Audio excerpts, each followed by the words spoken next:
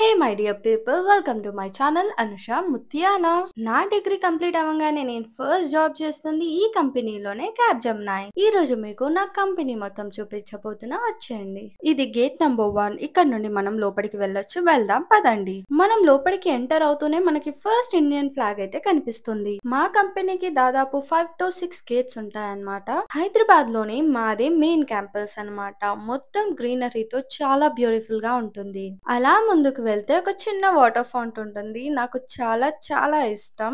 ఎప్పుడైనా నాకు స్ట్రెస్ గా లేదంటే బోరింగ్ గా ఉన్నప్పుడు ఇక్కడికి వచ్చి ఇందులో ఫిషెస్ ని చూస్తూ కూర్చుంటా అన్నమాట.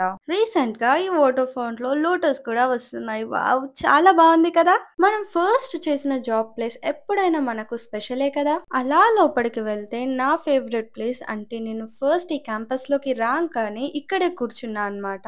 ఇక్కడే నాకు చాలా మంది ఫ్రెండ్స్ అయ్యారు. అలాగే ఇక్కడే నేను చాలా విషయాలు తెలుసుకున్నాను, నేర్చుకున్నాను కూడా. ఇంకా కొంచెం అలానే లోపలికి వెళ్తే ఒక చిన్న గార్డెన్ వస్తుంది. చాలా బ్యూటిఫుల్ గా ఉంటుంది.